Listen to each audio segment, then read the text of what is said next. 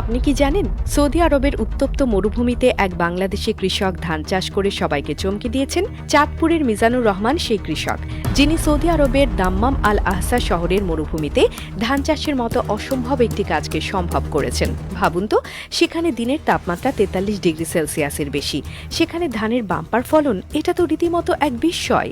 প্রথমেই মিজানুর রহমান জমি প্রস্তুতের জন্য বিশেষ পদ্ধতি অবলম্বন করেন। মরুভূমির মাটি প্রাকৃতিকভাবে শুষ্ক এবং পাথুরে, তাই মিজান সে মাটিকে প্রথমে নরম করেন, জমিতে প্রয়োজনীয় জৈব সার এবং খনিজ মিশিয়ে মাটিকে উপযোগী করে তোলেন। এরপর তিনি চাষ শুরু করেন রোয়াবি ও হাসাবি নামে বিশেষ ধানের জাত। এই ধানের জাতগুলো তীব্র গরমে টিকে থাকতে পারে এবং খুব কম পানিতেও ফলন দেয়। তবে চাষাবাদের সবচেয়ে বড় চ্যালেঞ্জ ছিল সেচ ব্যবস্থা। মরুভূমিতে পানির উৎস খুবই সীমিত, সৌদি আরবের পানি ব্যবস্থাপনা অত্যন্ত কঠোর, তাই মিজান চাষের জন্য গভীর নলকূপ বসান এবং সেখান থেকে পানি সরবরাহ করেন। প্রতিদিন সকালে এবং সন্ধ্যায় সেচ দিতে হয় জমিতে, কারণ সূর্যের তাপে মাটি খুব দ্রুত শুকিয়ে যায়। সেচ দেওয়ার জন্য তিনি আধুনিক ড্রিপ ইরিগেশন সিস্টেম ব্যবহার করেন, যা পানির অপচয় কমিয়ে আনে এবং সরাসরি গাছের শিকড়ে পানি পৌঁছে দেয়। মিজানের ধানক্ষেতের দৃশ্য যে কারো মন কেড়ে নেবে। দূর থেকে দেখলে মনে হবে মরুভূমির মধ্যে সবুজের একটি ছোট্ট দ্বীপ ফুটে উঠেছে। তার চাষকৃত ধানের ক্ষেত থেকে প্রতি মৌসুমে প্রচুর পরিমাণ ধান উৎপাদিত হয়। প্রতি মন ধান তিনি বিক্রি করেন 800 রিয়ালে, যা বাংলাদেশি টাকায় প্রায় 25,000 টাকা।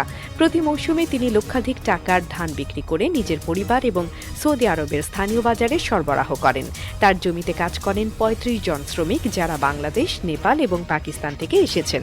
তারা সবাই দক্ষতার সঙ্গে কাজ করেন এবং প্রতিটি ধাপেই মিজানের নির্দেশনা মেনে চলেন। তার কঠোর পরিশ্রম এবং পরিপূর্ণ ব্যবস্থাপনার কারণে তার ধানক্ষেত আজ সৌদি আরবে একটি দৃষ্টান্ত স্থাপন করেছে। শুধু তাই নয়, তার এই সাফল্য সৌদি আরবের স্থানীয় কৃষকদের মধ্যেও আশার আলো ছড়িয়েছে। তারা এখন মিজানের কাছ থেকে পরামর্শ নিচ্ছেন এবং তার দেখানো পথে চাষাবাদের নতুন নতুন পদ্ধতি অনুসরণ করছেন। মিজানুর রহমানের এই সফলতার কাহিনী শুধু তার নিজের নয়, বরং এটি পুরো বাংলাদেশের গর্ব। তিনি প্রমাণ করেছেন সঠিক উদ্যোগ, অদম্য সাহস আর বুদ্ধি দিয়ে অসম্ভব বলে কিছু নেই।